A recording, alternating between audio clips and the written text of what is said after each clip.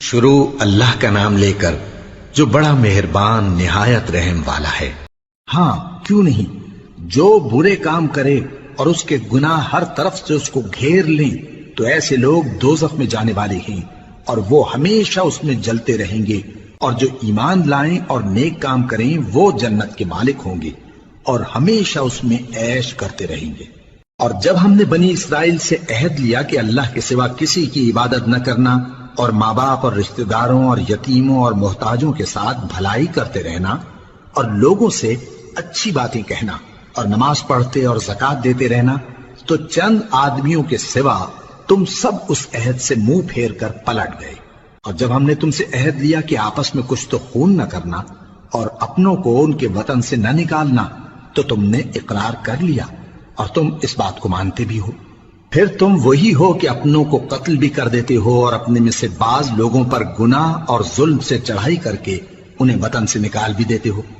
اور اگر وہ تمہارے پاس قید ہو کر آئیں تو بدلہ دے کر ان کو چھڑا بھی لیتے ہو، حالانکہ ان کا نکال دینا ہی تم پر حرام تھا۔ یہ کیا بات ہے کہ تم کتاب اللہ کے بعض احکام کو تو مانتے ہو اور بعض سے انکار کیے دیتے ہو؟ تو جو تم میں سے ایسی حرکت کریں ان کی سزا اس کے سوا اور کیا ہو سکتی ہے کہ دنیا کی زندگی میں تو رسوائی ہو اور قیامت کے دن سخت سے سخت عذاب میں ڈال دیے جائیں۔ اور جو کام تم کرتے ہو اللہ ان سے غافل نہیں۔ یہ وہ لوگ ہیں جنہوں نے آخرت کے بدلے دنیا کی زندگی خریدی، سو نہ تو ان سے عذاب ہی ہلکا کیا جائے گا اور نہ ان کو اور طرح کی مدد ملے گی۔ اور ہم نے موسیٰ کو کتاب عنایت کی اور ان کے پیچھے یکے بعد دیگرے پیغمبر بھیجتے رہے، اور عیسیٰ ابن مریم کو کھلے نشانات بخشے اور روح القدس یعنی جبرائیل سے ان کو مدد دی۔ تو کیا ایسا ہے کہ جب کوئی پیغمبر تمہارے پاس ایسی باتیں لے کر آئے جن کو تمہارا جی نہیں چاہتا تھا تو تم سرکش ہو جاتے رہے اور ایک گروہ انبیاء کو تو جھٹلاتے رہے اور ایک گروہ کو قتل کرتے رہے، اور کہتے ہیں ہمارے دلوں پر پردے ہیں؟ نہیں، بلکہ اللہ نے ان کے کفر کے سبب ان پر لعنت کر رکھی ہے، بس یہ تھوڑے ہی پر ایمان لاتے ہیں۔ اور جب اللہ کے ہاں سے ان کے پاس کتاب آئی جو ان کی آسمانی کتاب کی بھی تصدیق کرتی ہے، اور وہ پہلے ہمیشہ کافروں پر فتح مانگا کرتے تھے، پھر جس چیز کو وہ خوب پہچانتے تھے جب ان کے پاس آ پہنچی تو اس سے منکر ہو گئے، بس کافروں پر اللہ کی لعنت۔ جس چیز کے بدلے انہوں نے اپنے تئیں بیچ ڈالا وہ بہت بری ہے، یعنی اس جلن سے کہ اللہ اپنے بندوں میں سے جس پر چاہتا ہے اپنی مہربانی سے نازل فرماتا ہے۔ اللہ کی نازل کی ہوئی کتاب سے کفر کرنے لگے تو وہ اس کے غضب بالائے غضب میں مبتلا ہو گئے، اور کافروں کے لیے ذلیل کرنے والا عذاب ہے۔ اور جب ان سے کہا جاتا ہے کہ جو کتاب اللہ نے اب نازل فرمائی ہے اس کو مانو، تو کہتے ہیں کہ جو کتاب ہم پر پہلے نازل ہو چکی ہے ہم تو اسی کو مانتے ہیں، یعنی یہ اس کے سوا اور کتاب کو نہیں مانتے، حالانکہ وہ سراسر سچی ہے اور جو ان کی آسمانی کتاب ہے اس کی بھی تصدیق کرتی ہے۔ ان سے کہہ دو کہ اگر تم صاحب ایمان ہوتے تو اللہ کے پیغمبروں کو پہلے ہی کیوں قتل کیا کرتے تھے؟ اور موسیٰ تمہارے پاس کھلے ہوئے معجزات لے کر آئے، پھر تم ان کے کوہ طور پر جانے کے بعد بچڑے کو معبود بنا بیٹھے، اور تم اپنے ہی حق میں ظلم کرتے تھے۔ اور جب ہم نے تم لوگوں سے پختہ عہد لیا اور کوہ طور کو تم پر اٹھا کھڑا کیا اور حکم دیا کہ جو کتاب ہم نے تم کو دی ہے اس کو زور سے پکڑو اور جو تمہیں حکم ہوتا ہے اس کو سنو، تو وہ جو تمہارے بڑے تھے کہنے لگے کہ ہم نے سن تو لیا لیکن مانتے نہیں، اور ان کے کفر کے سبب بچڑا گویا ان کے دلوں میں رچ گیا تھا۔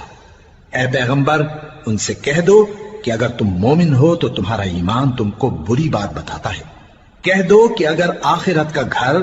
اور لوگوں یعنی مسلمانوں کے لیے نہیں اور اللہ کے نزدیک تمہارے ہی لیے مخصوص ہے تو اگر سچے ہو تو موت کی آرزو تو کرو، اور ان اعمال کی وجہ سے جو ان کے ہاتھ آگے بھیج چکے ہیں یہ کبھی اس کی آرزو نہیں کریں گے، اور اللہ ظالموں سے خوب واقف ہے۔ اور ان کو تم اور لوگوں سے زیادہ زندگی کے حریص دیکھو گے، یہاں تک کہ مشرکوں سے بھی بڑھ کر۔ ان میں سے ہر ایک یہی خواہش کرتا ہے کہ کاش وہ 1000 برس جیتا رہے، مگر اتنی لمبی عمر اس کو مل بھی جائے تو اسے عذاب سے تو نہیں چھڑا سکتی۔ اور جو کام یہ کرتے ہیں اللہ ان کو دیکھ رہا ہے۔ کہہ دو کہ جو شخص جبرائیل کا دشمن ہو اس کو غصے میں مر جانا چاہیے، کیونکہ اس نے تو یہ کتاب اللہ کے حکم سے تمہارے دل پر نازل کی ہے جو پہلی کتابوں کی تصدیق کرتی ہے